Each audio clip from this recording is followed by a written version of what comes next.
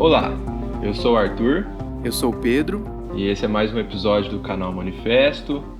E hoje nós estamos com uma convidada e um convidado para discutir um importante tema, dois importantes temas conosco. Oi, eu sou a Bruna Diniz, eu sou professora universitária na Universidade de Ibirapuera.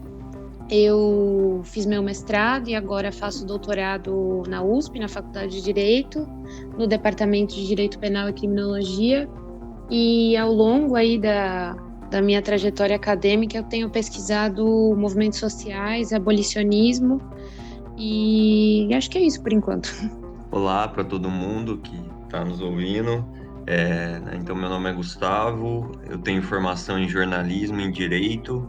Hoje eu atuo no CEDEP, que é o Centro de Direitos Humanos e Educação Popular de Campo Limpo, que fica no Capão Redondo, periferia sul de São Paulo. Pelo CEDEP, hoje eu atuo como um dos supervisores metodológicos de um projeto chamado Rede Justiça Restaurativa, que faz parte de um programa maior, que é o Programa Justiça Presente do CNJ, Conselho Nacional de Justiça, e do PNUD, Programa de Desenvolvimento para o Desenvolvimento das Nações Unidas, que tenta instalar, ou fortalecer núcleos de justiça restaurativa em 10 tribunais do Brasil, E tenho trabalhado com o tema, estudado o tema da justiça restaurativa desde o final da graduação do direito, quando na faculdade eu nunca ouvi falar sobre isso e fui pesquisar sobre, Acho que é isso por enquanto também. Obrigado pelo convite. E bom, quem vem nos acompanhando vem percebendo que essa temporada a gente vem falando sobre alguns temas de segurança e vem construindo um raciocínio, A gente vem pensando como a gente pode ter uma visão da segurança pública e dos problemas da segurança pública à esquerda, não só a partir da delimitação dos problemas, mas também elaborando e pensando em alternativas. Então, quem escutou as apresentações pode já ter pegado um indício do que a gente vai falar hoje. A gente vai falar principalmente do sistema penal, dos problemas do direito penal, do sistema carcerário, e pensar alternativas para ele. Duas alternativas para sermos mais exatos.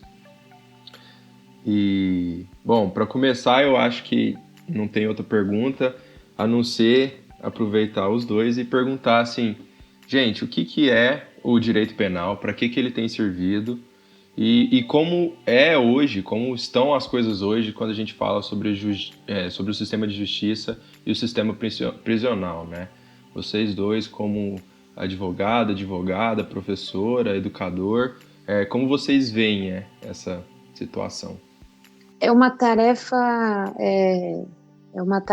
ingrata, assim, falar sobre o que é o direito penal e para que ele serve, porque, enfim, eu sou professora de direito penal e de criminologia, e é sempre difícil, porque eu gosto de tentar enfrentar essa tarefa dividindo um pouco o que é oficialmente o direito penal e depois repensar isso, assim.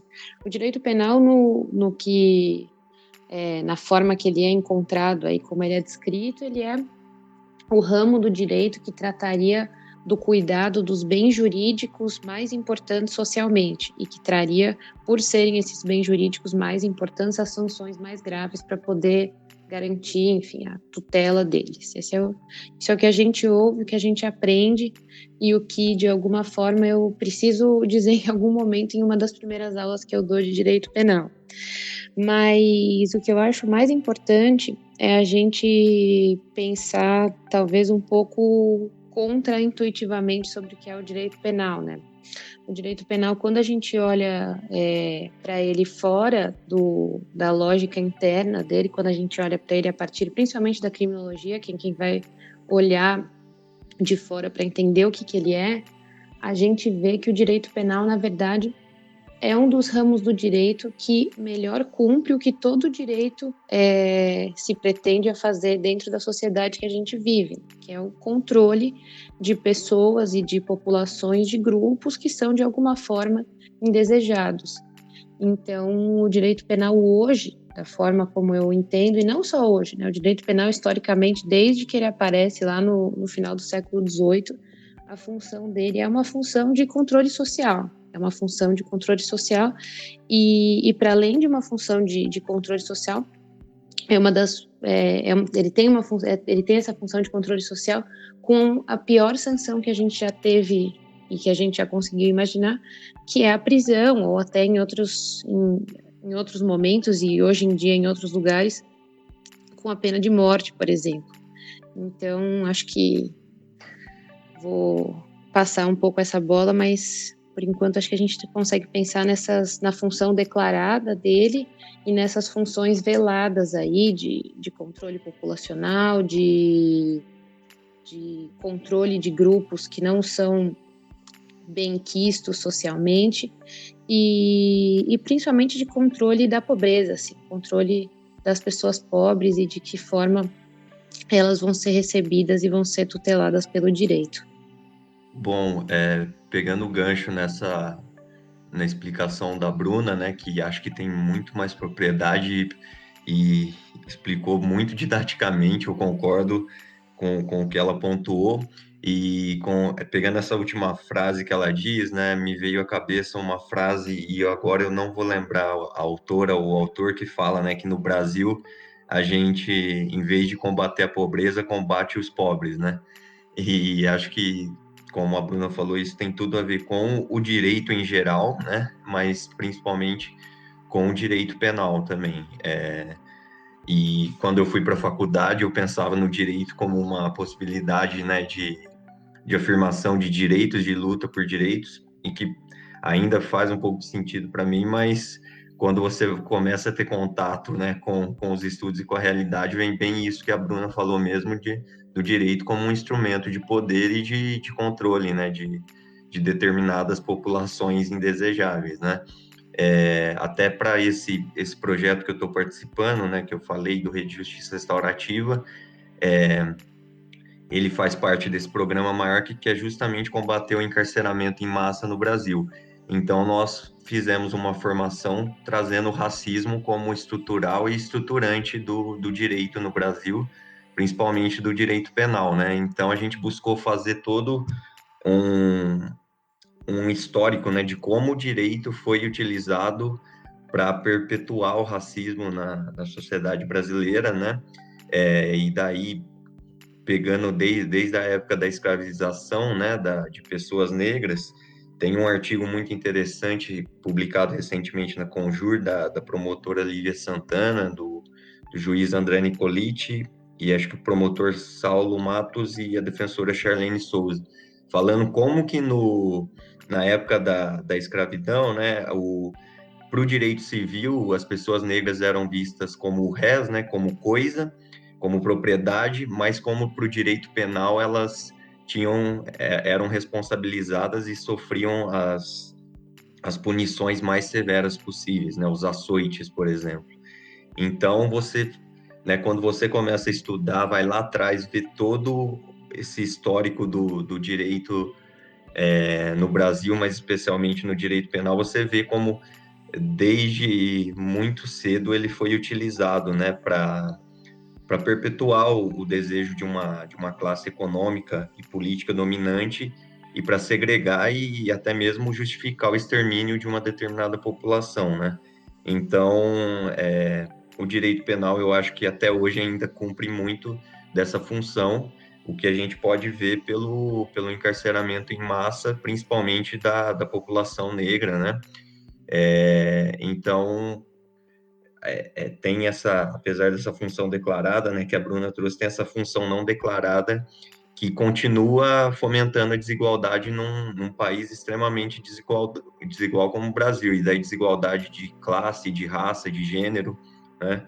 E sobre o sistema prisional em si, só para passar a bola também, dizer que até mesmo oficialmente no Brasil hoje ele é reconhecido como um estado de coisas inconstitucional, né? O STF reconheceu o, o sistema prisional brasileiro, ou seja, que esse sistema promove violações sistemáticas e estruturais de direitos humanos, né, no Brasil. Então, acaba sendo até uma coisa bem louca da gente pensar, né, que o próprio Supremo declarou que o sistema brasileiro é um sistema que viola direitos humanos recorrentemente, e ainda assim o sistema de justiça, o judiciário, fica mandando gente sem parar para lá, né? Acaba sendo uma contradição.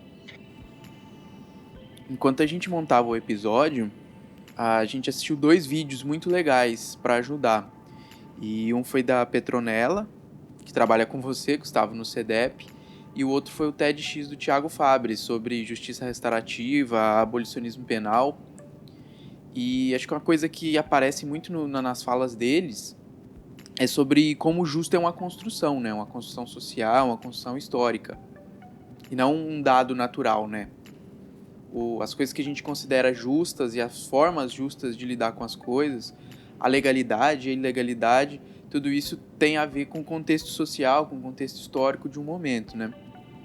E aí tem aquela coisa também de como determinado crime, a punição de determinado crime acaba invisibilizando outros crimes ou outras condutas que nem crimes são consideradas, né? Então eu queria saber de vocês como vocês entendem a importância que tem considerar que a justiça é uma construção histórica e social e como é que isso aparece, como é que a gente enxerga isso.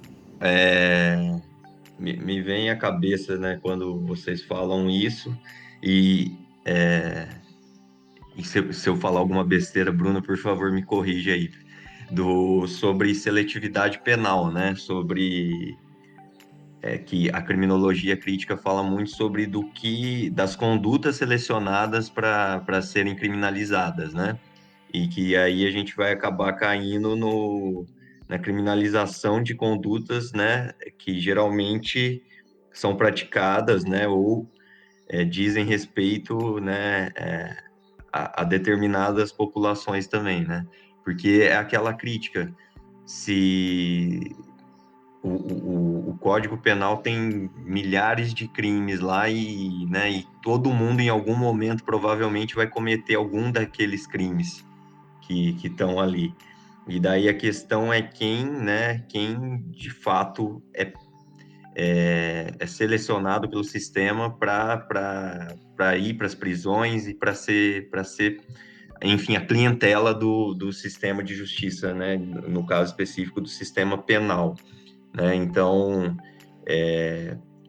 a gente pode pensar que os crimes contra o patrimônio são os crimes que mais encarceram no Brasil, juntamente com os crimes relacionados a drogas, né?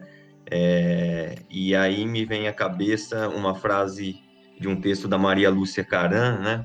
Que ela, falando sobre a crítica ao sistema penal, ela diz que o sistema punitivo, do jeito que está colocado, né, principalmente a pena de prisão, ele se detém a criminalizar, né, e principalmente a punir determinadas condutas, né, para passar uma sensação para a população de que algo está sendo feito, de que as pessoas estão sendo punidas e, portanto, tem segurança, mas que, na verdade, isso é usado para mascarar os problemas estruturais da sociedade e geram as desigualdades e que acabam por gerar também as diversas formas de violência, né? E aí eu trago uma perspectiva da justiça restaurativa, já antes mesmo até da gente entrar mais no tema, mas que a justiça restaurativa, ela traz a perspectiva de que todo tipo de injustiça, de violação de direito, tem o mesmo valor no sentido de prejudicar as relações e de prejudicar a construção do justo, como vocês estavam falando. Então, nesse sentido, a desigualdade econômica, por exemplo, né, a falta de políticas públicas, isso também é uma violação gravíssima de direito, né, e que a gente deveria dar mais importância para isso, talvez, do que para determinadas condutas que são criminalizadas, né, hoje em dia. Então, é uma perspectiva, assim, da gente enxergar o todo, do que de fato é justo, né? De como você constrói esse justo pensando na afirmação de direitos também. E isso está muito ligado com o que a gente fala lá no CEDEP, né? Uma perspectiva de justiça não meramente pela violação de uma lei ou, né, ou de um determinado artigo de um código, mas sim a partir da violação das relações, né, entendendo também a construção do justo como a afirmação de direitos para toda uma população, né? Como é que a gente vai cobrar tanta responsabilização num país como o Brasil se a gente não consegue falar minimamente em instauração de direitos, né? Em um país que, por exemplo, teve 388 anos de escravização, e a gente não trabalhou de nenhuma forma a reparação de uma determinada população, né? No caso, a população negra. E, por outro lado, a gente vem e criminaliza ela por meio de determinadas condutas especificamente selecionadas, né? Vocês têm falado sobre guerra às drogas nos programas, né? Vocês sabem bem a quais interesses que elas atendem, né? Mas, enfim, eu gostaria de trazer essa perspectiva mesmo de justiça no sentido de enxergar todas as estruturas e pensar responsabilização e afirmação de direitos também, para a gente não... Porque senão a gente fica numa ideia que o direito penal traz, né, de que a punição resolve todos os problemas e a gente não enxerga, na verdade, as causas geradoras desses problemas e como lidar com isso, né? É o direito penal meio que escondendo as reais discussões que deveriam ser feitas, né, no país.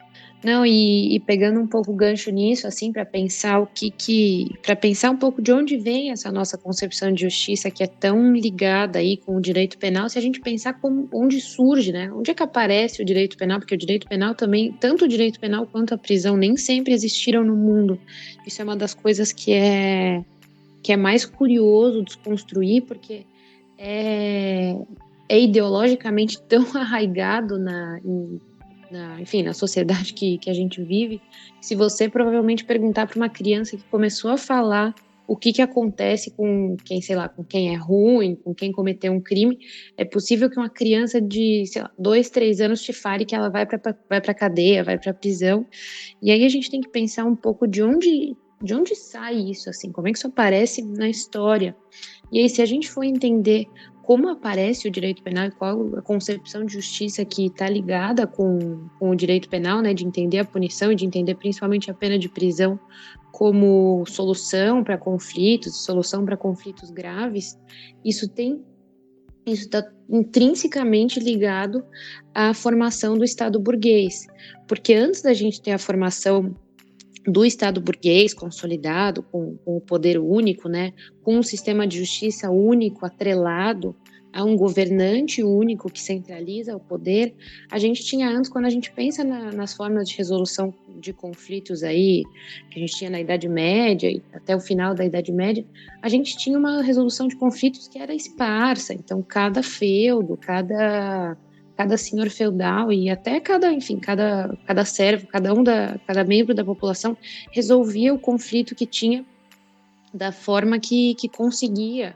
E aí não quero também colocar as formas de resolução de conflitos medievais como ideais, porque estavam muito longe de serem ideais, mas o que é muito importante colocar é que essa concepção que a gente tem de justiça criminal, de pena e do direito penal como o grande regulador aí dessas formas de punição, nasce com o Estado burguês. A gente não tinha nada parecido antes. E quando a gente vai ver os autores lá que formularam esse direito penal que a gente tem de uma forma muito parecida hoje, a gente vai ver que eram autores que estavam preocupados em criar um sistema lógico dentro de si, assim, fechadinho, sem nenhuma aresta para fora, e com conceitos como o conceito-chave, que é o conceito de legalidade, que é fundador do direito penal, e que, se a gente pensa numa lógica burguesa de limitação do poder estatal, que era ilimitado, é uma lógica que traz garantias, porque antes você tinha um soberano que podia punir todo mundo da forma como entendesse, e criando arbitrariedade sem precisar se justificar retoricamente de nenhuma forma. O rei, enfim, punia quem ele punia, da forma como ele punia, e ninguém tinha como barrar isso de nenhuma forma. Quando a gente tem o direito penal que nasce, e aí o direito penal da forma como a gente entende ele hoje, ele tem muito a ver com um autor alemão do século XIX, lá, que é o Feuerbach. Quando ele vai pensar o direito penal e ele vai pensar essa legalidade, ele pensa numa forma de criar um sistema que limite punições totalmente arbitrárias estatais, mas era um autor que vai pensar muito na burguesia alemã que está nascendo e que está ascendendo ao poder do Estado, assim. Então, é impossível desvincular o direito penal profundamente dessa origem burguesa dele. Ele nasce já assim, ele tem uma função muito definida, e é aquela contradição de tudo que é burguês quando a gente olha o momento histórico em que ele surge. Porque quando a gente vai ver tudo que tem a ver com o liberalismo burguês, no momento em que ele surge, de certa forma, isso é muito progressista frente ao que estava atrás.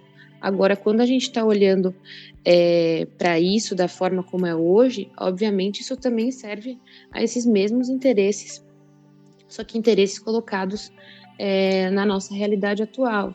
E aí, quando a gente pensa, como o Gustavo falou, né, quando a gente pensa em um país como o Brasil, que além de tudo isso ainda vive reflexos aí de um histórico de escravização muito recente, isso tem efeitos ainda mais deletérios, porque quando a gente pensa no surgimento da prisão e o surgimento do direito penal, principalmente o surgimento da prisão na Europa, ela tinha muito a ver com conformar essas pessoas que estavam vindo do campo para serem a classe trabalhadora que ia trabalhar nas fábricas e nessas jornadas de trabalho que a gente tinha absurdas, exaustivas.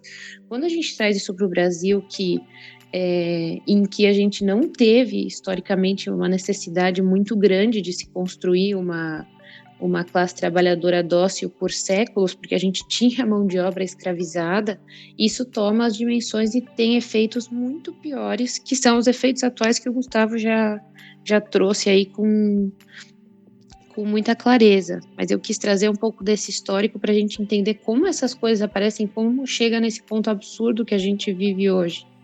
E aí, eu acho que é legal também a gente pensar na prática, na forma de funcionamento, né? A gente já falou como é uma construção histórica, como para que o direito penal tem servido, mas a forma como ele age, né? Como ele atua para enfrentar a violência, para enfrentar os conflitos e para enfrentar o que ele define como crime, como essa forma de atuação, esse modo de operar, também ele é reflexo e ele também constrói esses problemas todos.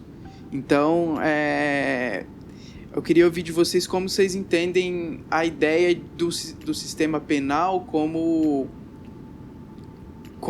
o Estado que assume para ele a função de centralizar todos os conflitos e de julgar os conflitos e de executar a lei e de tirar a mediação desses conflitos de outras esferas e trazer tudo para uma esfera do Estado, que é uma esfera abstrata e tal. Então, eu queria ouvir de vocês também sobre essas incapacidades do sistema de justiça na forma como ele opera. A forma como o sistema de justiça opera também influencia nesses problemas estruturais todos que a gente está falando? Quando a gente pensa o direito penal, principalmente, né, ele é provavelmente o ramo do direito que o Estado menos quer e menos delega para outras esferas. Até porque, pela própria lógica interna do direito penal, o que deveria acontecer? Eu gosto de falar que, isso pensando no discurso declarado ainda, que o direito penal ele funcionaria como a última instância, a última ratio, que se chama, né? Então, teoricamente, o que se tem como ideia é que todos os outros ramos do direito e formas que estão até fora do universo jurídico tutelariam conflitos menos graves, e aí só os conflitos mais graves que se tem chegariam para a tutela do sistema penal. E aí, quando a gente olha tanto nas condutas que são criminalizadas, então no que está criminalizado em abstrato, né, no que a gente chama de criminalização primária, então o que é considerado crime, a gente já vê que tem várias condutas que não são condutas muito graves, e quando a gente vai olhar na forma como essas condutas que já são criminalizadas, né? Então, quando a gente vai pensar em criminalização secundária, quando a gente vai pensar quem está sendo punido por essas condutas e como o sistema de justiça criminal lida com elas, aí a gente vai ver que isso chegou num outro patamar. Por quê? Dentro dessa lógica que a gente tem de seletividade penal, quem chega para ser o cliente, né, vamos dizer assim, do sistema penal, é uma população toda já definida. E o que eu acho importante pensar um pouco nessa sua pergunta é que, da mesma forma que a gente está falando que a prisão, que o sistema penal, o processo penal, a forma como o ritual assim, de julgamento de uma pessoa, desde o momento que ela é presa em flagrante, vamos pensar, desde o momento que é descoberto o crime, descoberto o autor do crime, até o momento em que a pessoa deixa de cumprir a pena, a gente tem um ritual, vamos dizer assim, prolongado, que tem a ver com vários procedimentos aí do processo penal.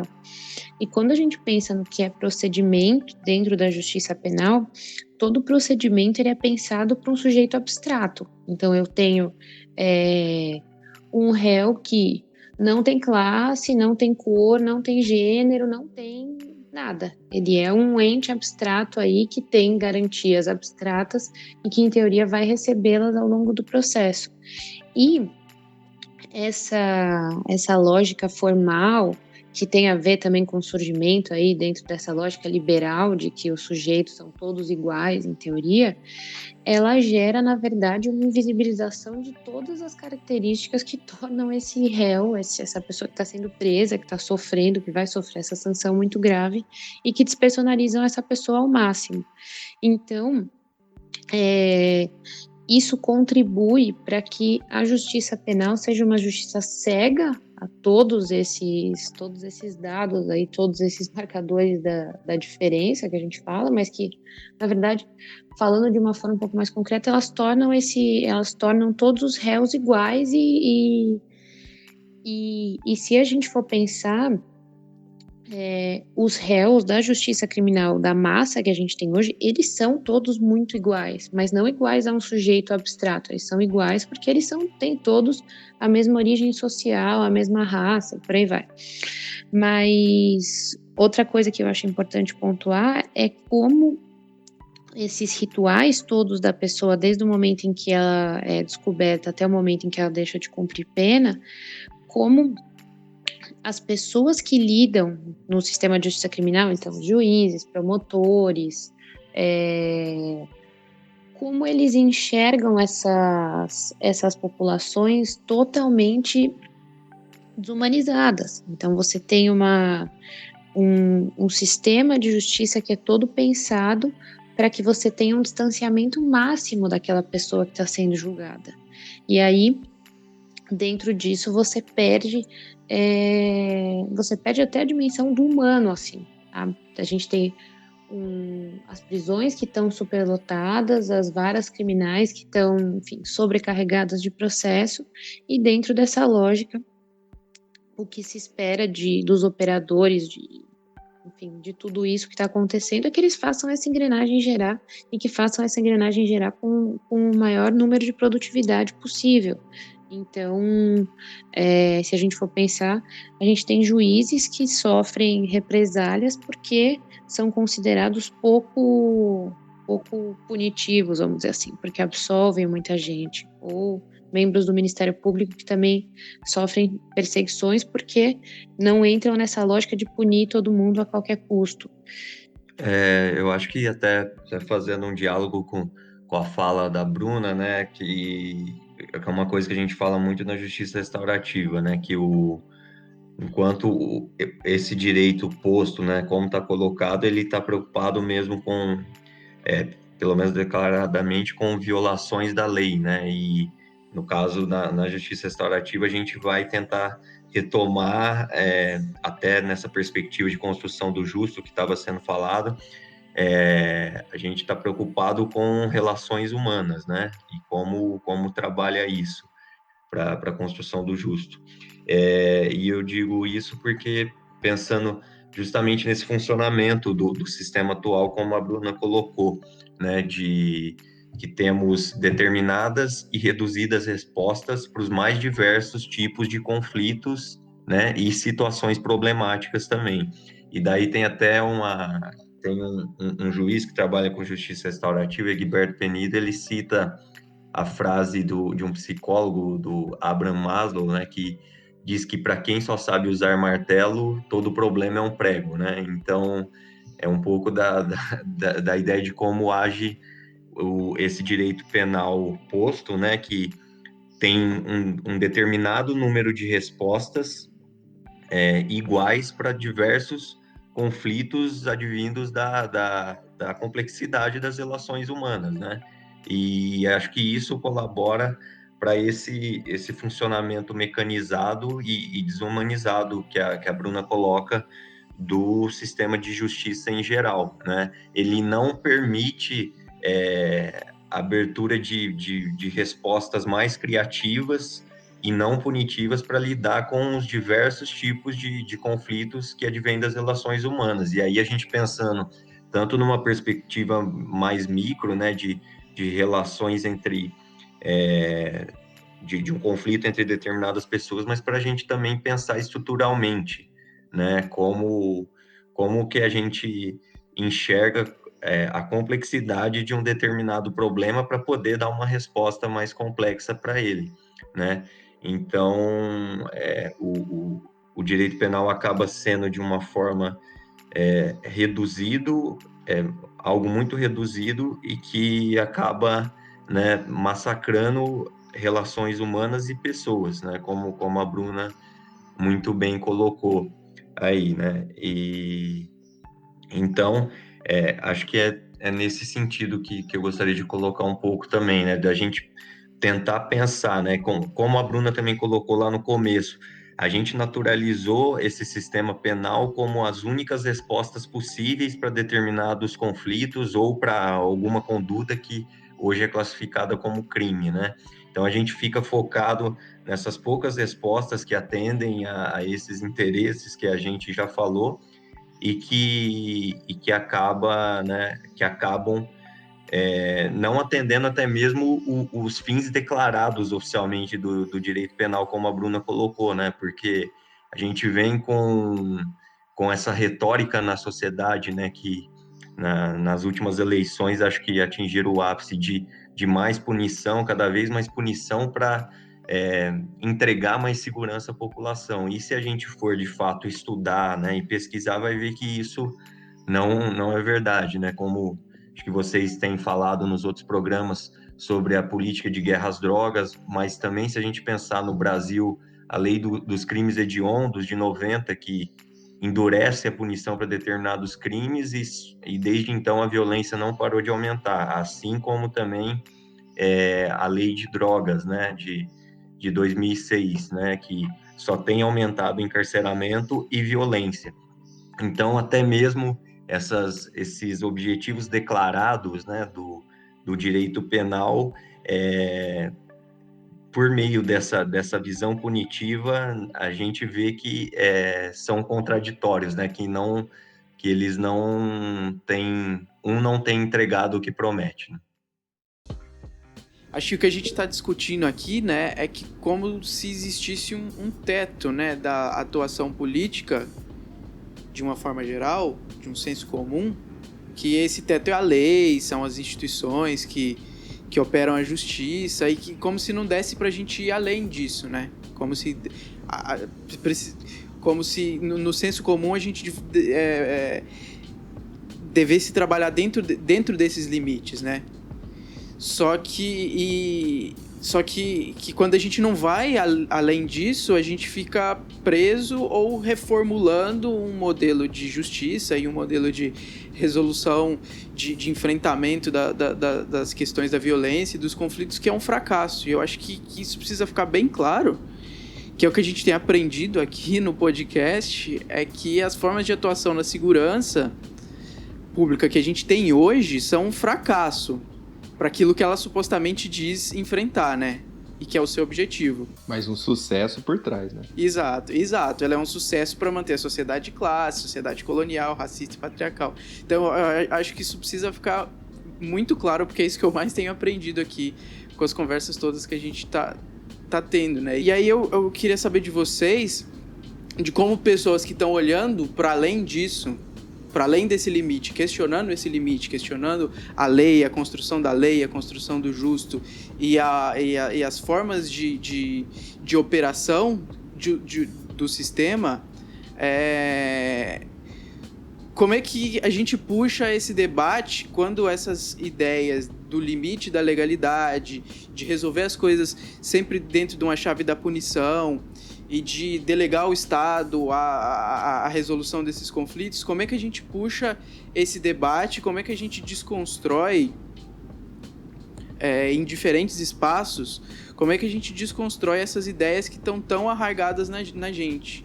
Quer dizer, como é que a gente constrói repertório, como é que a gente exercita a imaginação política para além disso, como é que a gente começa a questionar coisas que antes eram inquestionáveis, como é que vocês enxergam que dá para puxar esse debate, e qual é a forma dele? É formação, é educação, é atuação concreta? Como é que vocês enxergam isso? Eu acho que também é um bom gancho para falar como é que vocês estão atuando. Como é que o CEDEP está atuando com justiça restaurativa? Como é que você, Bruna, como professora, como militante, como é que vocês atuam? Como é que vocês acham que se puxa esse debate? Como é que se exercita outras possibilidades já no presente? Nossa, essa pergunta é a chave de tudo, assim. É o que a gente tenta, é o que eu tento responder sempre. Eu imagino que o Gustavo também. Eu acho que para a gente pensar o que pode ser feito concretamente, a primeira coisa que a gente tem que, da forma como eu vejo, assim, é a gente partir dessa crítica à prisão e ao direito penal, porque, como eu já disse, é muito contraintuitivo chegar nessa crítica. A gente já vem, todo mundo que vive em sociedade já pensa e tem a questão da punição e da punição penal muito arraigada. E quando a gente pensa em direito penal e a gente pensa aí nos crimes, vamos dizer assim, nos crimes clássicos que se tem, então roubo, homicídio, tudo isso, quando as pessoas ouvem direito penal, elas pensam nisso, assim, elas acham que a gente tem alguém que está matando pessoas em série, que vai ficar solta e por aí vai. Então, eu acho que o primeiro passo é exercitar essa crítica. E aí, um dos grandes desafios é exercitar essa crítica sem que ela apareça de uma forma que seja academicista, que seja distanciada. Porque um erro que eu vejo que é cometido quando a gente vai travar esse debate é a gente cair na dimensão pessoal, e aí as pessoas se sentirem um pouco pessoalmente atacadas ou vulneráveis. Então, quando você traz a crítica do sistema penal, é muito comum que uma pessoa pense assim, mas e alguém que me assaltou, alguém que me roubou, o que vai acontecer com essa pessoa? Ou pensando numa dimensão de gênero, por exemplo, então um agressor sexual, alguém que cometeu um crime de estupro, o que vai acontecer com essa pessoa? E aí, eu acho muito importante você não não ter uma postura irresponsável ao lidar com essas questões e afastar esse tipo de pergunta dizendo coisas do tipo, não, o sistema prisional é burguês, você não entendeu o que está acontecendo. E aí o jeito que um caminho que eu encontrei um pouco nessas discussões, tanto vamos dizer assim, no âmbito interpessoal, assim, pensando como é quando eu converso com alguns dos meus alunos, das minhas alunas, ou pensando quando eu estou conversando com alguém que vem tirar uma dúvida. É importante ouvir isso e fazer esse caminho de reflexão, assim, promover um pouco essa reflexão, dizendo para as pessoas que esse debate tem uma dimensão que é pessoal, e que tem a ver com, enfim, talvez experiências que você tem a ver com violência que são pessoais, mas que ele tem uma dimensão que é social e que é muito diferente, assim, que tem a ver com estrutura mesmo, com como a nossa sociedade é construída. E quando a gente traz para as pessoas os dados, assim, quando a gente mostra para as pessoas quem está preso, a gente consegue, eu acho que é uma forma de entrada muito mais estratégica, se você for pensar, se você apresentar um pouco o panorama geral do que está acontecendo para depois enfrentar essas questões de âmbito pessoal, assim, como você lida com o seu próprio conflito, do que você só afastar a pessoa quando ela chega com quando ela sofreu de fato alguma situação de violência concreta, para a qual o direito penal normalmente dá uma resposta que para o que a gente vive, né, dá um conforto. Então, a gente está acostumado a sofrer algum tipo de violência e pensar que se essa pessoa for presa, isso de alguma forma me traz um sentimento de justiça e até de segurança, se a gente for pensar.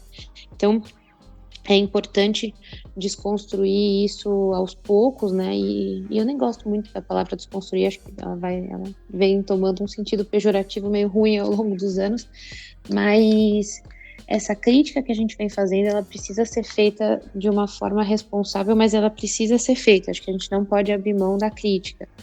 E eu tenho certeza que o Gustavo pode falar de justiça restaurativa com muito mais propriedade do que eu, então eu vou deixar para ele falar, porque a justiça restaurativa, ela é um dos caminhos mais interessantes, se não o caminho mais interessante para a gente ter composição de conflitos e para as pessoas conseguirem repensar o que é a justiça no âmbito pessoal também. E eu acho que como uma última coisa, assim, quando vocês pensam, como que a gente pensa substituição, né, e crítica do sistema prisional hoje, eu acho que, óbvio, esse âmbito de formativo aí, ele tem que ser pensado, mas eu tenho certeza que ele tem que ser pensado fora do... óbvio, também dentro de âmbitos acadêmicos e até escolares, vamos pensar, mas ele tem que ser pensado para fora desse ambiente tradicional aí de ensino que a gente tem, porque é uma discussão que é muito importante e eu acho que a gente tem que também repensar essa coisa de como esse tipo de crítica não pode ficar restrito aí a um âmbito que é só acadêmico, então ele precisa ir para fora. E quando eu vejo grupos que têm uma militância orgânica e que trazem o abolicionismo penal e que trazem a crítica do direito penal como norte, eu acho sempre muito importante. E para mim, o que a gente tem que pensar agora, e eu acho que essa talvez seja a tarefa militante do agora, que é mais importante e que é mais concreta, é se posicionar contrariamente à construção de novas prisões. A gente tem várias frentes contra o encarceramento, né, frente pelo desencarceramento nacionais, que são organizadas estadualmente, e elas têm várias pautas de atuação, né, tem várias linhas bem definidas, mas uma delas, que é uma das primeiras, quando você vai olhar lá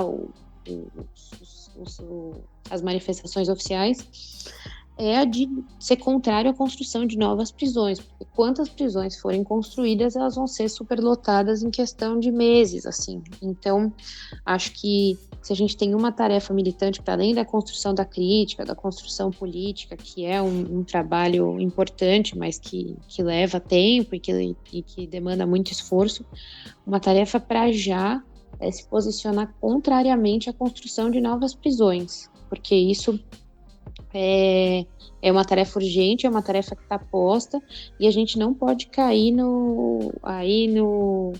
numa ingenuidade cega de acreditar que a gente vai construir novas prisões e que isso vai refletir em melhores condições, em prisões mais humanas e por aí vai. Eu acho que essa pergunta aí, realmente, como o Bruno falou, é uma das mais difíceis mesmo, mas, né, é um pouco também o desafio da comunicação, né? Eu penso muito nisso, até eu fiz jornalismo antes do direito. Eu lembro quando eu estagiava no núcleo da infância da Defensoria, em 2015, estava muito forte, né? Mais uma vez a campanha pela redução da maioridade penal, né?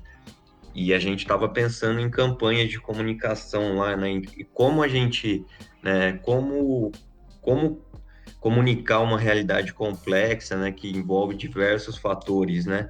Porque, digamos assim, que a comunicação do outro lado né, bandido bom é bandido morto. Você fala isso em menos de 5 segundos, né? Aparentemente faz muito sentido para a grande maioria da população, infelizmente. E daí, como a gente comunica outras possibilidades, né?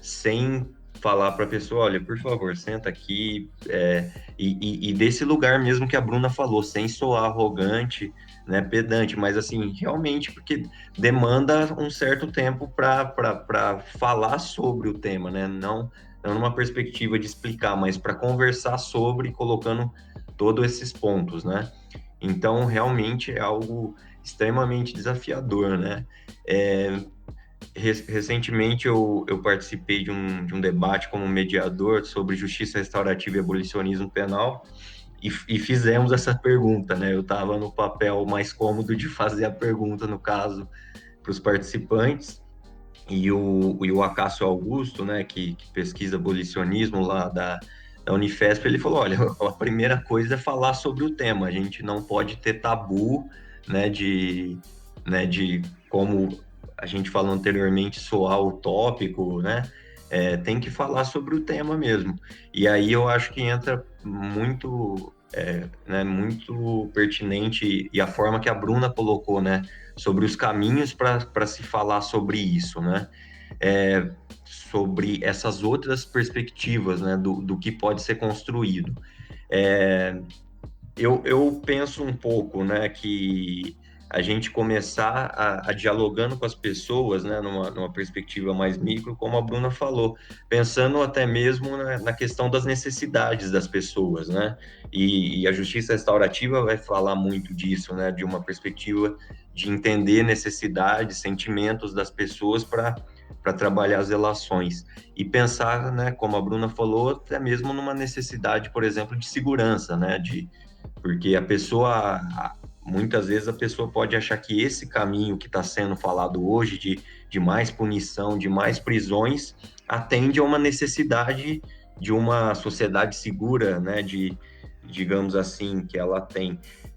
E daí eu acho que o desafio e um caminho é começar, né, a entender essa necessidade de segurança e conversar sobre essas outras possibilidades de atender a essas necessidades que não sejam por caminhos que perpetuam violência, desigualdade, exclusão, né? Que é como funciona hoje o sistema punitivo e que, na verdade, funciona no discurso, porque não entrega nada disso, não atende essas necessidades das pessoas, né? Então, acho que um pouco é por aí, né?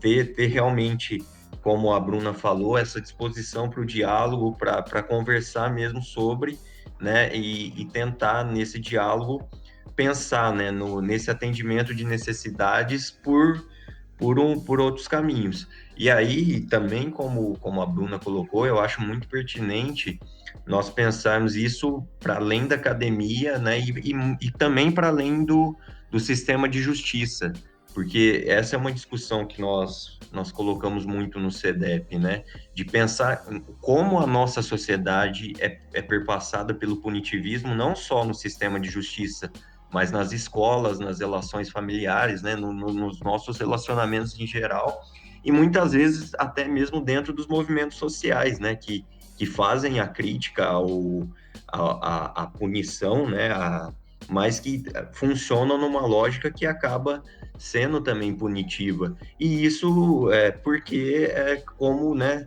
estruturalmente tá colocada a sociedade e, né, fazendo-nos querer crer que é natural, né, e como não é, como a Bruna já colocou. E nesse sentido, né, quando a gente pensa no caso da justiça restaurativa, a gente pensa ela como um paradigma para a construção de relações humanas justas. E então isso tá para além do judiciário, tá para onde tem relações humanas, para como a gente pensa relações calcadas não no punitivismo, mas sim né, na escuta, no diálogo, na construção coletiva e nesse atendimento das necessidades, né, das pessoas. E daí, para falar um pouco da atuação do CEDEP nesse sentido, até mesmo naquela discussão, né, sobre a disputa dos mais diversos espaços, né, o CEDEP ele surge como das comunidades eclesiais de base, né, no fim dos anos 70, início dos 80, no processo de redemocratização do país, está localizado ali no Capão Redondo, né? Então ele tem uma história de vir mesmo, né, da base, da construção, muito da luta por direito à moradia, e depois ele vai trabalhar muito a questão mesmo dessa temática da segurança pública, né, junto com a Santos Mártires ali no Jardim Ângela e com diversos outros atores e movimentos sociais da região, né? Tanto que nos anos 90, quando ali o Capão Redondo, Jardim Ângela e o São Luís era conhecido como Triângulo da Morte, né? Que foi considerado pela ONU o lugar mais violento do mundo. O CEDEP foi né, dos grupos, junto com movimentos sociais, que articulou o Fórum em Defesa da Vida em uma perspectiva de segurança comunitária, né, para trabalhar, para garantir o direito à vida da população e trabalhar nessa perspectiva também de uma segurança pautada em convivência e em diálogo, né? Então o CEDEP ele vem só para dizer que ele vem né, de toda essa trajetória comunitária e de educação popular, né, muito calcado em Paulo Freire, e ele trabalha oferecendo cursos, a maioria gratuitos, né, de educação popular, direitos humanos, e também trabalha com justiça restaurativa. Então a gente tem esse trabalho de educação popular, mas também tem o trabalho de incidência em políticas públicas, né, tanto em âmbito municipal, estadual e nacional, né. Então, só para dizer que no CEDEP tem essa perspectiva de estar falando sobre esses temas nos mais diversos espaços. Então, ano passado, por exemplo, a gente estava na ocupação Vila Nova Palestina, do MTST, trabalhando uma formação, né, junto com as moradoras e os moradores de lá, uma formação sobre justiça restaurativa. Ao mesmo tempo, a gente está nesse projeto com o Conselho Nacional de Justiça e o PNUD, trabalhando dentro do sistema de justiça, falando de justiça restaurativa, de não punição, de desencarceramento, né? Então, só para dizer um pouco desse trabalho também de estar falando sobre isso nos mais diversos espaços, né? Já fizemos trabalhos em escolas também, então essa perspectiva, como a Bruna trouxe, né, e que eu concordo plenamente, da gente estar falando sobre esses assuntos e sobre essas outras perspectivas nos mais diversos espaços também, e a partir mesmo de uma perspectiva de ouvir e de falar, né, de diálogo mesmo. E nesse sentido, eu vou aproveitar uma deixa que tanto a Bruna quanto você, Gustavo, comentaram, que é a importância dessa comunicação, né? E o canal Manifesta, ele surge justamente em alguns desses sentimentos que vocês relataram, né? De a necessidade que a gente sentia de superar um pouco o academicismo, de dar voz de reverberar, né, algumas vozes e discussões que para fora da academia, tentar uma forma de comunicação que fosse acessível, que fosse democrática, que fosse sensível também a esses problemas, né? Que eu acho que em alguns vídeos que a gente viu da justiça restaurativa, todo mundo falava muito sobre a necessidade de construção de sentido. Então, para a gente é muito importante essa esteira da comunicação, né? E aí, no nosso episódio 0, a gente discute uma pesquisa que saiu falando justamente do aumento do conservadorismo da nossa sociedade dentro das temáticas de segurança pública. Então, isso que você falou, Gustavo, estava relatando desse discurso, de quanto é fácil esse discurso dentro da extrema-direita hoje na questão da segurança, do bandido bom e bandido morto, da maioridade penal, né, da necessidade de redução que muitas pessoas advogam. E muito disso, de que a gente precisa falar, também parte de um problema que esse campo, ele por muito tempo da segurança pública, do encarceramento, foi dominado por esse tipo de discurso punitivista, né? E a gente sempre tem que pensar, né, como que a gente supera uma situação que o STF falou que é inconstitucional, mas que não se faz nada para tentar contornar essa situação. E como a Bruna colocou, a gente só pensa em construção de mais cadeias dentro da política institucional. Então, assim, como a gente pode superar isso, como a gente pode mudar a chave, como a gente pode pensar alternativas ao punitivismo dentro desses dois campos que vocês trabalham, né? Então, qual que seria a resposta ou as proposições ou entendimento abolicionista dentro desse sentido, né? O que o abolicionismo penal vem falar sobre isso, como a gente pode superar o punitivismo a partir dessa lógica, e da mesma forma a justiça restaurativa, como que a justiça restaurativa percebe e procura alternativas a isso, né? Como a gente pode mudar essa chave, mudar esse sentido das coisas, do status atual das coisas. Quer dizer, só emendando rápido, se a gente não vai prender mais ninguém, ou se a gente vai parar de construir cadeias, ou se a gente vai prender muito menos do que a gente prende hoje, como é que vai ser? Quais são as respostas que o abolicionismo penal e a justiça restaurativa dão para a gente enfrentar os conflitos e enfrentar a violência? E como fazer essa comunicação, né? Como que toda essa discussão pode ser acessível, né?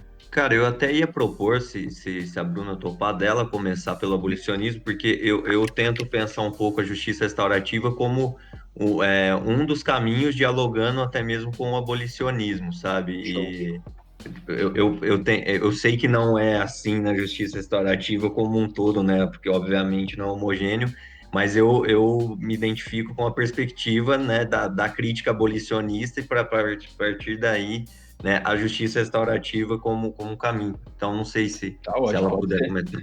Sim, não, eu também penso, eu vou por esse caminho, acho que vai juntar lá na frente, acho que fica bom. Vamos lá, então. Mais uma pergunta que está muito, muito longe de ser fácil, mas... Então, pensar em abolicionismo penal é pensar num espectro de abolicionismos penais, na verdade. A gente... Normalmente o que se fala, o que quando você vai procurar, enfim, num livro, ou em alguma coisa mais pontual, o abolicionismo penal, ele está muito, muito ligado a alguns autores, né, o Mathiesen, o Husman, que são autores noruegueses, o Husman é holandês, que aparecem lá nos anos 80 e que vão mobilizar aí várias críticas que foram feitas à prisão num bloco aí que eles denominaram de abolicionismo penal. Mas se a gente for pensar já há décadas antes, a gente já tinha vários outros autores que eram críticos à prisão, né, que estavam pensando a necessidade de acabar com ela de algumas formas, e a gente tem também isso aparecendo não só na crítica acadêmica, como também na crítica militante, assim, a gente tem toda a ideia de abolicionismo penal que está muito forte no movimento negro norte-americano, dentro da lógica do que eram os Panteras Negras, né? A gente tem a figura da Angela Davis, que depois, na década de 90, vai formular academicamente com mais profundidade a crítica abolicionista, mas a crítica abolicionista dela não aparece só quando ela está na academia, ela já aparece lá da militância e da observação de como a prisão e de como o sistema penal vai criminalizar condutas que são de uma classe, de uma raça, e principalmente quando essa classe e essa raça se mobiliza politicamente.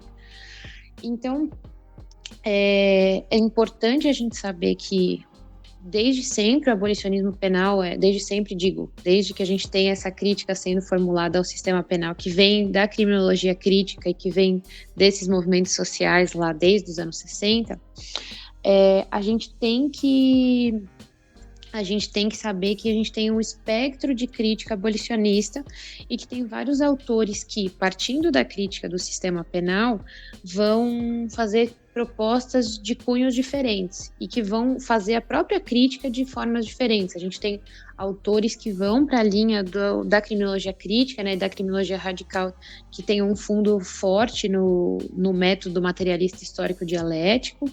A gente tem alguns grupos de críticas abolicionistas que vão por uma outra linha, que vão por uma linha fenomenológica de entender o que é o crime, entender o que é a punição, entender como que se dão essas formas como que essas formas de punição que a gente tem respondem ou não aos anseios da vítima. E a gente tem, mais recentemente, críticas abolicionistas que estão sendo formuladas dentro de movimentos sociais que são abolicionistas, que se dizem abolicionistas e que fazem tudo isso juntos, vamos dizer assim, fazem a crítica, elaboram teoricamente isso e atuam também numa linha abolicionista política, assim. E aí, quando a gente pensa nesse grande espectro de abolicionismos, a gente vê desde autores que falam que o ideal seria acabar com as prisões hoje, até autores que falam que o que a gente precisa fazer é pensar criticamente o direito penal e pensar quais alternativas a gente tem hoje. E dentro do debate abolicionista, que não é homogêneo, a gente tem várias considerações do que é estratégico ou não para ser realizado atualmente, e isso muda dependendo da avaliação da conjuntura que se tem. Então, por exemplo, quando a gente vê toda a Lei 9.099, que foi uma lei que aparece lá nos anos 90 para criar outros tipos de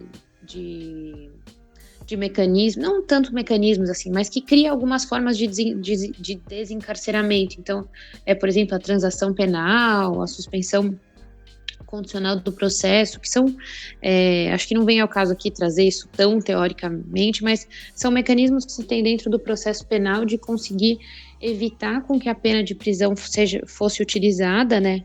E aí, esse é o momento em que a gente tem vários autores aí de um espectro abolicionista, vamos dizer assim. Quando eu falo um espectro abolicionista, eu vou desde os autores que são garantistas e que têm um garantismo não tão idealista, um garantismo que vai pensar as garantias como formas de barrar aí a força do direito penal, até autores que são abolicionistas nesse sentido clássico aí de reduzir ao máximo o direito penal. Se olha para essa iniciativa lá dos anos 90 e se pensa assim, isso aí pode ser um avanço mesmo, pode ser interessante. E aí, ao longo do tempo, se vê que esse suposto avanço se traduziu no quê? Se traduziu em mais atuação do direito penal ainda, porque o que foi feito na verdade, essas medidas, o que a gente tem visto é que essas medidas todas para se desencarcerar, para se ter menos direito penal, elas usualmente são aplicadas para as pessoas que já não iriam presas e agora tem mais uma outra forma de sanção, e as pessoas que seriam presas continuam sendo presas aí aos montes. Então, um pouco essa volta é para falar que as estratégias abolicionistas, elas também vão naquela corda bamba que a gente estava falando um pouco de disputa com o Estado, porque em alguns momentos a gente tem possibilidades pontuais, vamos dizer assim, de atuação, e que podem parecer interessantes no momento para se alcançar um horizonte abolicionista, E em outros momentos a gente vê que talvez essa aposta deu errado e que a gente precisa pensar em outras coisas. E aí, se a gente pensar um pouco no que esses autores trazem, assim, o Matisse mesmo, que é esse autor norueguês, ele vai falar que o abolicionismo para ele tem a ver com a política do inacabado, que é o que ele chama aí de unfinished politics, que é a ideia de que é um esforço constante, um esforço que tem que ser sempre feito e sempre tem que ser pensado o que é possível ser feito dentro daquela realidade que se tem, porque o sistema penal e o direito, se a gente for olhar para ele como um todo, ele é um monstro gigantesco para ser derrotado de uma hora para outra. Então, o que a gente tem que pensar é as possibilidades que a gente tem. E dentro disso, dentro da forma como eu me coloco nesse espectro abolicionista, a melhor alternativa que a gente tem hoje, a melhor alternativa, vamos dizer assim, propositiva que a gente tem hoje é a justiça restaurativa, que aí o Gustavo pode dar aí uma aula pra gente. Porque fora isso, eu imagino que no espectro que a gente tem de possibilidades aí, eu entendo que a gente tenha que atuar em relação à prisão, principalmente, tentando limitar ela ao máximo. Então, como eu disse, não construir mais nenhuma prisão, ter muito cuidado com iniciativas humanizadoras da prisão. Então, com todas essas iniciativas que criam prisões que são mais humanas, menos lotadas. E aí, obviamente, não que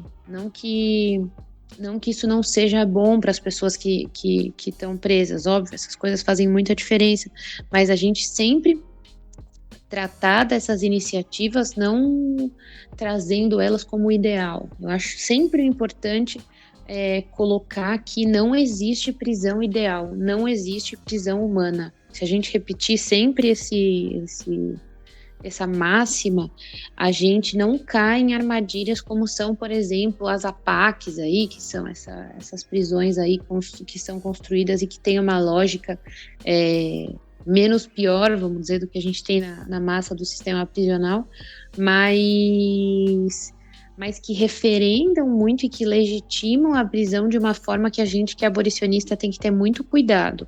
Porque é isso, acima de tudo, a gente quer o fim da punição, a gente quer o fim dessa prisão, dessa forma de punição e dessa forma de prisão que a gente conhece.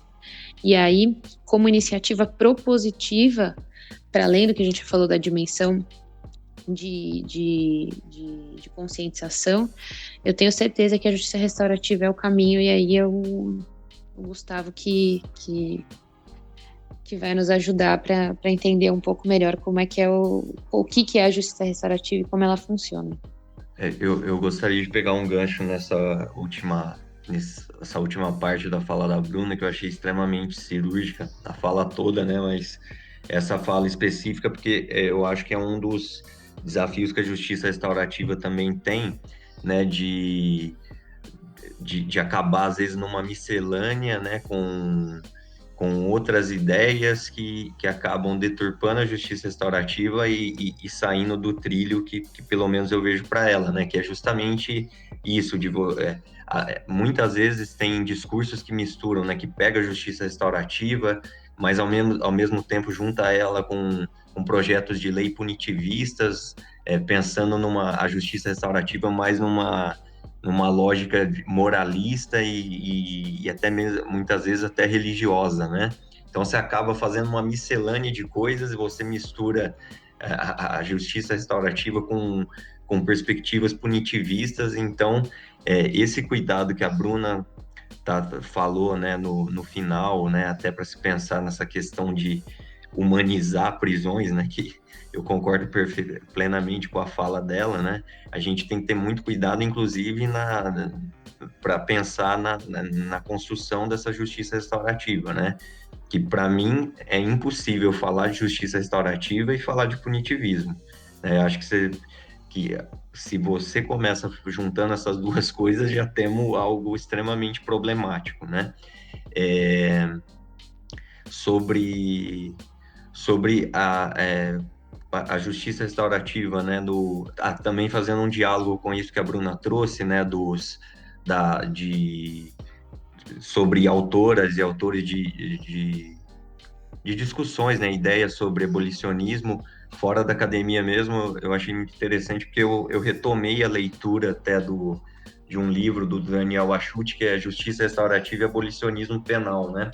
E ele traz nas origens da justiça restaurativa, ele cita duas autores, eu não sei aqui, Belly e Meridian, que colocam, né, as origens da justiça restaurativa justamente nos movimentos de luta pelos direitos civis, né, nos Estados Unidos, lá nos anos 60, especialmente, né, a luta da população negra, e que batia muito justamente nessa questão do encarceramento e do punitivismo, e também no movimento de mulheres, né, na luta das mulheres por direitos. E ele também cita daí os autores que a Bruna colocou, né, que já falam mais especificamente, né, que são mais conhecidos do abolicionismo, né, o Mathiesen, o Nielsen também, o Niels Christ, né, e o Luzman, né. Eu achei interessante porque ele faz essa busca também. E falando mais especificamente da justiça restaurativa, eu também eu compartilho desse entendimento da Bruna, da justiça restaurativa como um caminho, como uma possibilidade para trabalhar formas não punitivas, né, para lidar com conflitos, né? Mas daí a gente pode pensar também que a justiça restaurativa, ela não tem um conceito acabado, né? Dialoga um pouco com essa ideia de inacabado que a Bruna colocou, de um caminho, de uma construção coletiva e contínua, né? Que está calcada em alguns valores e princípios, né? Então, e para mim, o não punitivismo é um do qual não dá para se abrir mão para se falar de justiça restaurativa. Mas também pensar a justiça restaurativa, então, ela pode ser pensada por alguns atores, desde uma técnica para lidar com conflitos, até uma nova forma de convivência, um novo paradigma também, né? E eu gosto de falar nesse sentido também, né? Que eu já até comentei aqui, da justiça restaurativa como um paradigma de construção de relações justas a partir de interconexão e dessa ética de cuidado, né? Tentando entender as necessidades de cada um e também estruturais para que a gente possa construir uma sociedade, né? Que todos tenham o máximo de autonomia e de sua dignidade asseguradas, né? Ou caminhos para que essa pessoa consiga isso, né? Até no CEDEP a gente fez no ano passado um diálogo, né? Justiça restaurativa, direitos humanos e educação popular a partir da perspectiva de Paulo Freire, né? De como que a gente pensa em práticas emancipatórias não só para o sistema de justiça, mas, enfim, para todas as nossas relações e para as diversas instituições também da nossa sociedade, né? E nesse sentido, a gente pensando a justiça restaurativa como construção de relações justas, a gente pode pensar tanto na nossa forma de convívio mesmo, nos mais diversos espaços, como eu já falei, escola, família, né? Como que a gente consegue, né, dialogar, trazendo os sentimentos, as necessidades e como atender isso, né? E pensando numa perspectiva mais específica para lidar com conflitos que acabam, hoje em dia, sendo colocados ou classificados como crimes, né? A justiça restaurativa, ela se propõe como uma prática dialógica, né? Para que também, entendendo a complexidade das relações, permitir lidar com esses conflitos a partir do diálogo e do atendimento dessas necessidades, né? E para isso ela tem diversas técnicas, né? Daí a gente pode falar tem processos circulares, tem a mediação vítima-ofensor-comunidade, tem as conferências de grupos familiares, né? Que são todas formas, né? Que tem diferentes aspectos, mas que no geral estão preocupadas com esse atendimento de necessidades e de preferência de uma forma dialógica, né? Muitas vezes se fala em justiça restaurativa, automaticamente já se pensa em colocar vítima e ofensor, né? E aí também a gente precisa trabalhar essa linguagem que é problemática, né? Que o abolicionismo problematiza também, né? Porque é uma linguagem estigmatizante, né? Então, em vez de falar vítima, ofensor, digamos, né? A pessoa que supostamente foi autora, né, do ato, a pessoa que teoricamente teve envolvida, né, como uma receptora do ato, e a gente precisa trabalhar daí essa linguagem. Mas, então, geralmente, muitas vezes, quando se fala em justiça restaurativa, já se pensa automaticamente em colocar essas pessoas na mesma sala para conversar, e isso, né, muitas vezes causa extrema temor nas pessoas, né? Especialmente nos casos de violência doméstica, na violência de gênero, né? Mas daí é importante dizer que a justiça restaurativa, ela tem outras técnicas e outras possibilidades de trabalhar indiretamente também para atender às necessidades de todas essas pessoas, né? E aí eu acho que um caminho até na ideia de comunicação que a gente estava falando, né, para dialogar com as necessidades das pessoas, é a gente fazer um diálogo com o que é prometido hoje pelo sistema penal e que não é cumprido. Por exemplo, né, a vítima, né, a chamamos de vítima. A vítima no processo penal, qual o espaço que ela tem, né? Ela, no máximo, ela vai lá para prestar um depoimento como uma informação para o processo, para o Estado punir o autor do fato, né? Então, eu acho que é interessante a gente falar que a justiça restaurativa, por exemplo, né, como um dos caminhos, né, nessa tentativa do abolicionismo, está preocupado em atender às necessidades da vítima, né, as necessidades de informação, né, que muitas vezes a pessoa que sofreu o ato, ela quer entender por que aquilo aconteceu, por que com ela, né, e também entender, então atender a isso, né, a necessidade de minimamente ela se expressar, que no processo penal hoje ela não tem. Então, acho que esse é um diálogo para fazer também, falar, olha, a justiça restaurativa é um espaço também para a pessoa que sofreu determinado dano poder se expressar e eventualmente ter alguma reparação. Ao mesmo tempo, para o autor do fato, né, é um espaço para que ele possa contar a sua história e também, de alguma forma, eventualmente, entender se ele tem alguma responsabilidade naquele ato e como ele pode reparar esse ato também. Mas, e também como a justiça restaurativa, ela não se detenha somente a essa relação entre, digamos, vítima e ofensor, mas também pensar nas questões estruturais que estão por trás, né? Então, pensar, por exemplo, nas questões do racismo, na questão da seletividade penal, nas questões de desigualdade, né? Porque em algumas das suas práticas, a justiça restaurativa também chama a comunidade para participar. Então, a comunidade pode dizer como ela se sentiu ofendida por determinado ato, mas ela também pode pensar em qual responsabilidade que ela tem, né? Então, daí tem um autor brasileiro, João Salme, que ele fala, né, que a justiça restaurativa está preocupada em tratar também uma responsabilidade coletiva e compartilhada, né? Para a gente pensar, por exemplo, qual sociedade a gente está construindo?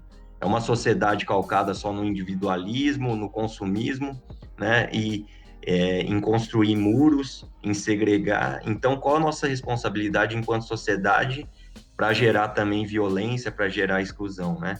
Então, é uma perspectiva que eu entendo para lidar com os conflitos, que se propõe dialógica, mas se propõe também uma responsabilização de todas as pessoas envolvidas e também da sociedade como um todo, né? E a partir disso, eu acho que o primordial, que está um pouco na lógica do que a Bruna trouxe do inacabado, que a justiça restaurativa propõe como um dos caminhos também para o abolicionismo penal, é em não fechar a possibilidade de respostas que a gente tem para uma determinada conduta, né? Que é o que o direito penal e o processo penal fazem, né? Eles têm determinada rol de possibilidades ali e respondem aos mais diversos conflitos só com aquela caixa de ferramentas, só com o martelo que eu falei. Então, ela trata tudo como prego. Eu acho que o convite do abolicionismo penal e o convite da justiça restaurativa nessa linha é um convite à criatividade para pensar diversas respostas criativas aos mais diversos conflitos que atendam às necessidades daquelas pessoas ali envolvidas, mas que também atendam, né, que também tragam a perspectiva de uma construção de uma sociedade não punitiva e que lide de fato com questões que não permitem que seja assegurada, né, condições dignas de vida para todo mundo. É difícil, né, mesmo essa pergunta de falar em poucos minutos, e eu sei que eu já falei muito, mas é porque, assim, demanda realmente a gente pensar em novos caminhos e estar aberto a novos caminhos para um diálogo de novas respostas às mais diversas situações. Queria ouvir de vocês, e aí é meio que uma pergunta que junta duas, né? A justiça restaurativa vai falar bastante sobre atribuição de sentido. Então, queria ouvir de você, Gustavo, o que é essa atribuição de sentido, qual que é a importância dela na justiça restaurativa e que relação que ela tem com o punitivismo, porque me parece que o punitivismo, as formas punitivas de lidar com os conflitos, justamente por esse caráter abstrato e baseado em uma concepção de justiça que está muito arraigada lá na questão da vingança e da punição, ela não constrói sentidos, né, para os conflitos, e assim parece que a gente só fica remediando ou enxugando gelo, né? Então eu queria entender em que medida que a atribuição de sentido, o que é isso de atribuição de sentido, em que medida isso tem a ver com entender, tanto reposicionar a vítima e ofensor no processo de enfrentamento dos conflitos, como também de enfrentar as questões estruturais que estão por detrás desses conflitos. E aí o que eu emendo, e eu acho que se estende também para a Bruna, é uma contradição que quase sempre aparece nos debates de justiça restaurativa, é que em determinadas situações, por exemplo, violência de Estado, ou encarceramento em massa, tráfico de drogas, guerra às drogas, a gente consegue sustentar facilmente uma posição antipunitivista. Agora, em outras situações, a gente tem mais dificuldade, né? Por exemplo, violência sexual, violência de gênero, violência racial, a gente tem mais dificuldade. Como sustentar uma posição antipunitivista nesses casos que nos tocam de outra forma? Então, eu queria ouvir vocês a respeito disso e tentando relacionar um pouco também com possibilidades de enfrentar os conflitos, atribuindo sentido para eles e transformando as estruturas que estão por trás desses conflitos. Sobre essa questão né, de sentido, eu acho que está no cerne da justiça restaurativa mesmo, e a gente costuma falar muito que é uma justiça vivencial, né? Vivencial no sentido de que a pessoa que faz parte daquele conflito vai vivenciar a construção da justiça. Vai chegar a um resultado satisfatório? Nem sempre vai, porque, né, a gente sabe quanto relações humanas são complexas, né? Mas o fato dela, que aquele conflito diz respeito à vida dela, ela está participando, né? Ela está construindo aquela resposta àquele conflito, e isso tem a ver, né? Está totalmente ligado a uma atribuição de sentido. O que foi aquele conflito para ela, né? Que são algumas das perguntas que a gente faz. O que você sentiu com esse conflito?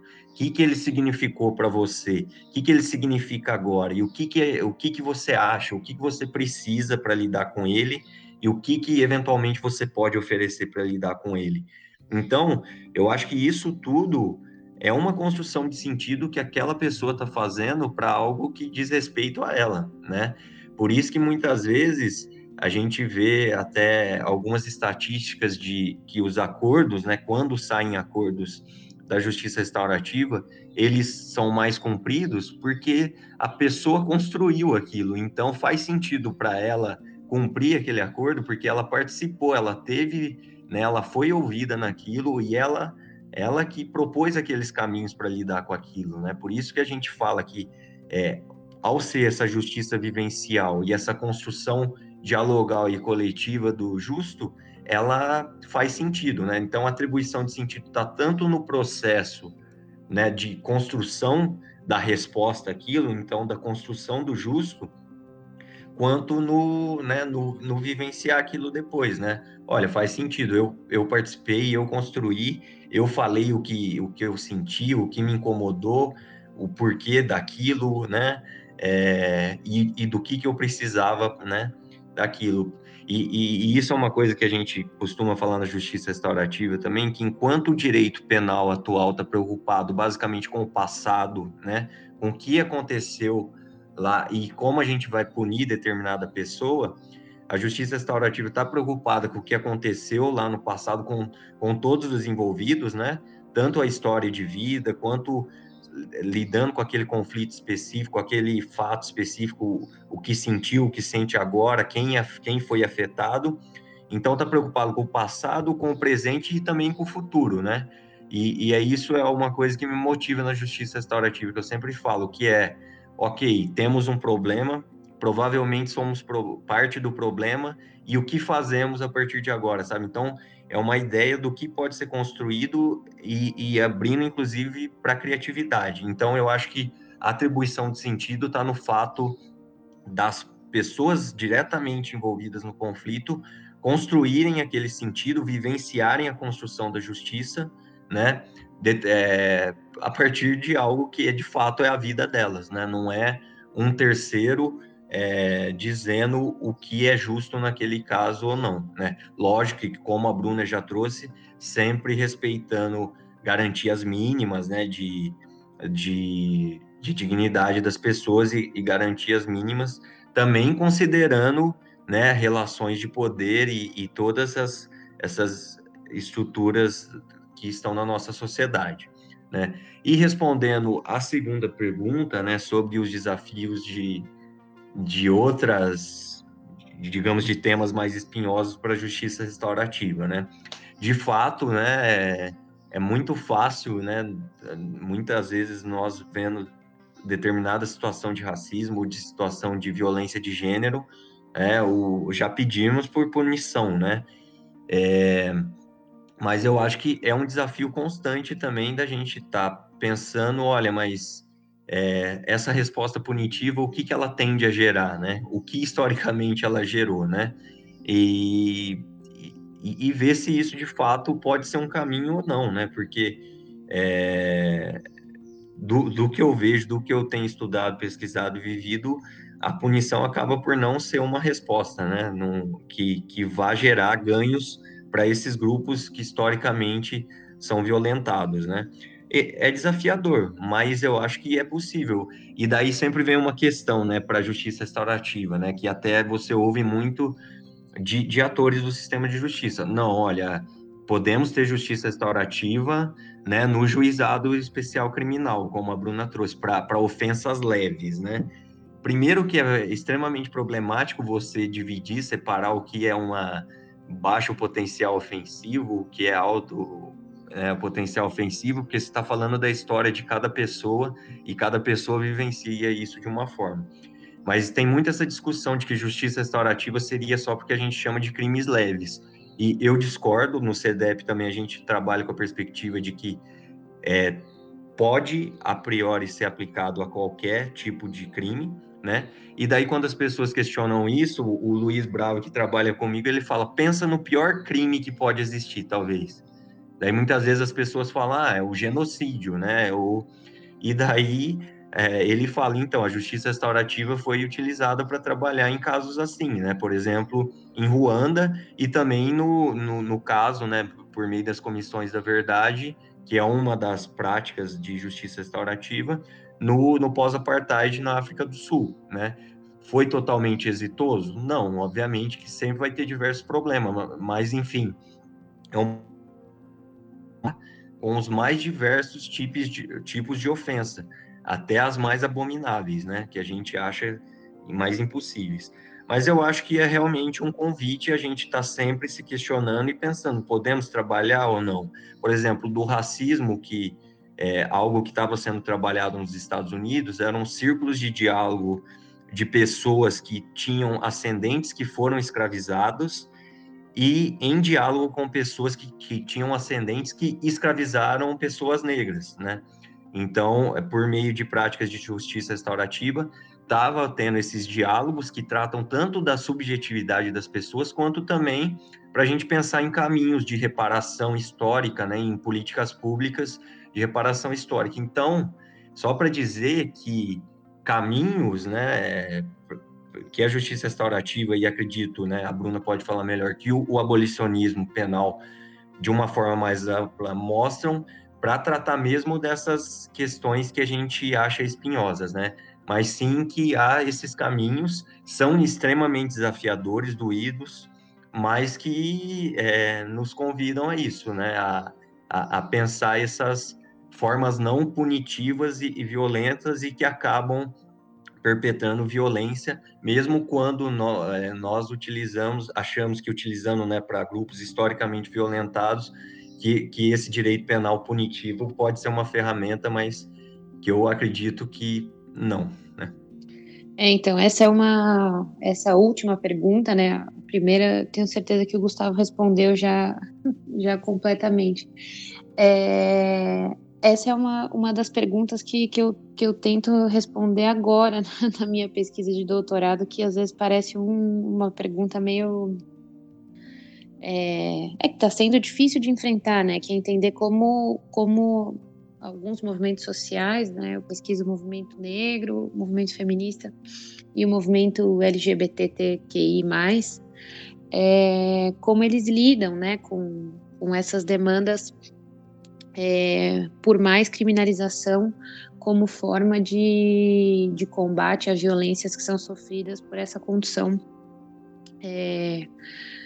pela qual a luta deles é toda mobilizada. E é uma tarefa difícil, assim, porque o que eu tenho descoberto, assim, o que eu tenho pesquisado é que a gente tem na verdade uma caricatura que é criada um pouco da criminologia crítica e do abolicionismo penal até, né, acadêmico, em relação aos movimentos, de que os movimentos estão pedindo e têm pedido punição a qualquer custo, e o que eu tenho visto é que, principalmente na última década, a gente tem encontrado vários movimentos que são críticos à prisão, críticos ao direito penal e que conseguem formular uma crítica da forma que a gente estava discutindo hoje. Então, o movimento negro já tem historicamente essa crítica e vem trazendo ela há um tempo já, tendo cuidado com os pedidos, né, com as demandas por criminalização do racismo. O movimento feminista também. E o que a gente tem que pensar também, eu acho que muitas vezes a gente fica num debate que é uma conversa que parece um embate assim, que não parece ser possível de resolver. De um lado, a gente tem os movimentos, em teoria, e pedindo por mais direito penal e querendo mais criminalização, querendo uma bocada aí do direito penal para eles, e do outro, o abolicionismo penal, falando o caminho não é por aí, esse é um caminho que legitima outras formas de violência e por aí vai. E o que eu tenho percebido é que a gente está vivendo um certo diálogo aí, que óbvio precisa ser melhorado, mas que o que a gente tem que lembrar sempre é que as pessoas que fazem parte dos movimentos, apesar delas serem militantes, elas vivem na mesma sociedade que a gente, assim, e elas também têm toda a ideologia da prisão, do direito penal, tão arraigada quanto qualquer pessoa. Então é muito natural que elas olhem para isso, que elas olhem para a prisão, que elas olhem para o direito penal e vejam aí um caminho certo de punição e um caminho que é interessante para elas se sentirem mais seguras. Então, é importante a gente ter cuidado nesse diálogo, porque às vezes parece uma conversa meio de gente que não está se ouvindo, porque no fundo a gente tem tanto o abolicionismo quanto os movimentos sociais que militam em pautas específicas, eles querem a mesma coisa, eles querem coisas muito parecidas.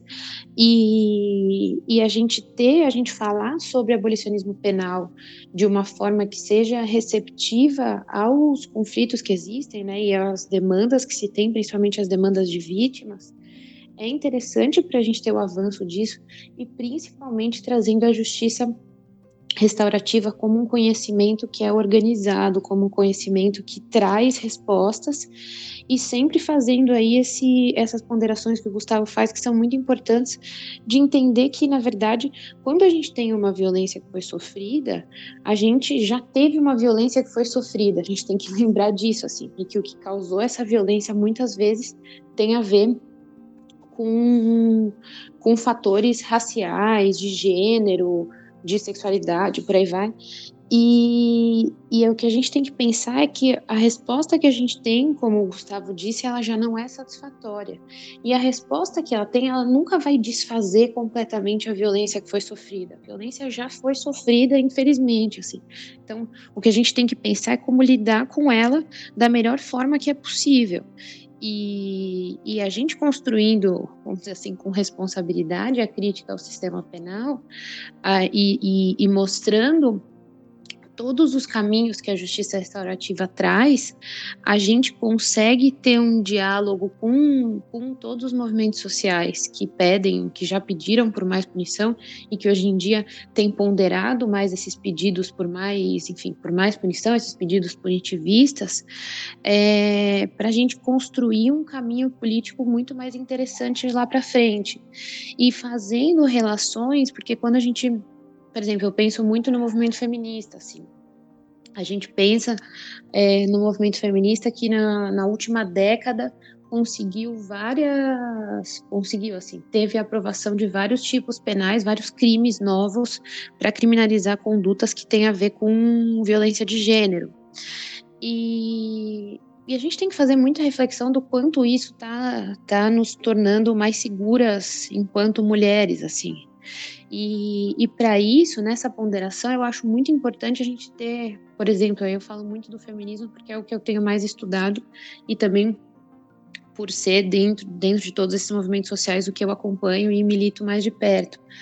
Mas o que a gente teria que pensar, por exemplo, num movimento feminista mais amplo é como entender como feminista também outros grupos de militância abolicionistas, como, por exemplo, é o Amparar. O Amparar é um grupo que junta amigos e familiares de presos e que tem uma militância dentro da questão carcerária que é abolicionista e que, se a gente for olhar quem compõe esse grupo, é uma esmagadora maioria de mulheres. Então é um movimento social, é um movimento de mulheres, vamos pensar assim, mas que de certa forma, para mim não de certa forma, ele é totalmente também feminista. Então,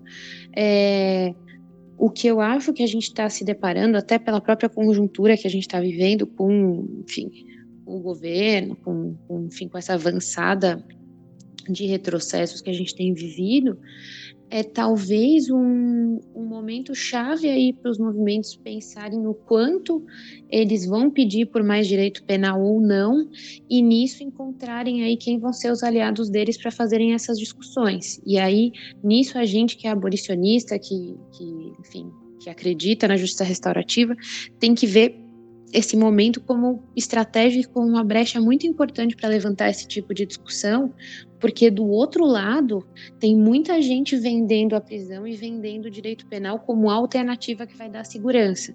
E se a gente perder um pouco esse bonde, assim, se a gente perder um pouco esse momento, talvez esses movimentos que pedem por mais segurança e que de fato são vulnerabilizados, eles vão embarcar num outro discurso e talvez daqui a algum tempo seja tarde demais para recuperá-los de volta. A Bruna falou da Amparar e eu também lembrei, né, e toda essa fala da Bruna, eu lembrei do livro que eu tô seguindo muito, assim, né, que é da Fania Davis, né, irmã da Angela Davis, sobre, justamente, eu chamo Pequeno Livro sobre Raça e Justiça Restaurativa, daí, né, Vidas Negras, Cuidado e Transformação Social, é alguma coisa assim. É um livro pequeno, né, mas eu acho que tá em vias de sair uma versão em português, né? E é muito legal porque a Fania Davis, né, tem um histórico todo de militância no movimento negro, né, desde os anos 60, e mais recentemente ela começou a estudar, né, a justiça restaurativa, né, pensando nas práticas de aborígenes, né, que foi até uma coisa que a gente não falou aqui, né, que em muito a justiça restaurativa se inspira em práticas de povos originários, né, da Austrália, Canadá, Nova Zelândia, Estados Unidos, né, e ela, a partir desse diálogo que ela começou a fazer entre a luta, né, por direitos civis, a luta histórica do movimento negro e os cuidados, né, da perspectiva da justiça restaurativa, em falar de autocuidado, de subjetividade, de como, né, uma perspectiva maior de interconexão, ela traz muito no livro a ideia de juntar o lado cuidador, digamos assim, da justiça restaurativa e o lado guerreiro, né, dos movimentos sociais, para fazer esse diálogo, né? E daí ela cita até algumas pessoas do Black Lives Matter, né, que já trabalham nessa perspectiva. Então, a fala da Bruna me lembrou muito isso, né, de que, olha, a gente tem objetivos comuns e queremos falar a mesma coisa, né? Estamos falando a mesma coisa. Então, como dialogar isso? E me lembrou muito também, já finalizando, que no livro a Fania Davis ela diz da importância de trazer, né, para a participação na justiça restaurativa, tanto na facilitação dos processos quanto para criar políticas públicas na academia, trazer as populações que historicamente sofreram mais violência, né? Então ela cita que nos Estados Unidos, os 30 primeiros anos da justiça restaurativa era feito basicamente por pessoas brancas e da classe média, e que isso de fato era um serviço social importante para o diálogo relacional, mas que não impactava em transformação social de grupos historicamente violentados, né? E daí ela diz que nos últimos anos, com a participação maior, por exemplo, da população negra na justiça restaurativa, isso influenciou, conseguiu de alguma forma, né, reduzir um pouco os índices de encarceramento em massa e mudou também a opinião pública das pessoas, né, sobre encarceramento em massa, né? Então ela traz muito sempre essa perspectiva e que a gente está tentando implantar no projeto que a gente está fazendo com o CNJ, né, sobre a importância do protagonismo e da participação, né, de movimentos sociais, da participação de grupos como o Amparar, né, porque, né, elas são as pessoas mais impactadas de fato pelo sistema de justiça penal. Então, trazer essa participação, movimento negro, movimento feminista, trazer para os processos de justiça restaurativa e para a discussão de justiça restaurativa, para a gente realmente ter uma prática que não seja só acabe sendo um punitivismo um pouco mais bonitinho, mas sim, de fato, transformação social. Gente, muito obrigado. Eu acho que tanto a Bruna quanto o Gustavo permitiram uma compreensão muito maior sobre o tema e da urgência e da importância. E nesse sentido a gente vai até nos desculpar com os nossos ouvintes, porque esse episódio ficou um pouco maior, mas a gente entende que esse aumento é muito justificável pela necessidade de falarmos sobre isso, uma necessidade que também precisa ser dita e precisa acessar os espaços da política institucional partidária também, que a gente consiga fazer com que os partidos políticos brasileiros também passem a discutir essas perspectivas, principalmente a esquerda, que em alguns momentos, em muitas políticas, embarcou dentro de uma seara punitivista, e a gente precisa fazer um movimento contrário agora, de tentar defender esse antipunitivismo dentro dos movimentos sociais, dentro da organização da sociedade civil, mas também dentro da política institucional. E nesse sentido, eu gostaria de agradecer novamente a Bruna e o Gustavo pela participação, pelo tempo que disponibilizaram para estar conversando com a gente. Quem não sabe, a gente está gravando no feriado, aqui no dia 7 de setembro, então é isso. Você quer falar alguma coisa, Pedro? Não, só agradecer. Valeu, gente. Foi uma conversa muito, muito boa. Bruna, Gustavo, muito obrigado por vocês terem topado. Eu queria agradecer mesmo. Achei o convite, fiquei muito feliz com o convite. É sempre bom falar de abolicionismo penal, é sempre muito bom ouvir sobre justiça restaurativa. E é isso, queria agradecer vocês, o trabalho é muito legal, muito importante, e agradecer o Gustavo aí, aprendi, sempre muito bom ouvir sobre justiça restaurativa, sempre dá novos nortes aí para o que a gente escreve, para o que a gente faz. Obrigada. Eu agradeço também muito, Pedro, Arthur, pelo convite, né? E agradeço também em nome do CEDEP, né? O convite foi para o CEDEP. Convido a quem quiser seguir o CEDEP lá nas redes sociais também, é CDHEP, né? De Centro de Direitos Humanos e Educação Popular de Campo Limpo. E agradecer mesmo a Bruna também, eu aprendi demais, né? Acho que considerações que eu vou levar para o nosso trabalho no CEDEP também. Né, é isso, estamos abertos aí para conversar sempre e convidar vocês também, né, na comissão de Justiça Restaurativa da OAB de São Paulo, da qual faço parte, a gente tenta justamente agora propondo uma discussão sobre abolicionismo e justiça restaurativa, né? Como que a gente pode aproximar mais ainda ou pensar caminhos, né? Então, deixo o convite para vocês aí. Bom, muito obrigado. Valeu, gente. Até a próxima. Até mais. Tchau.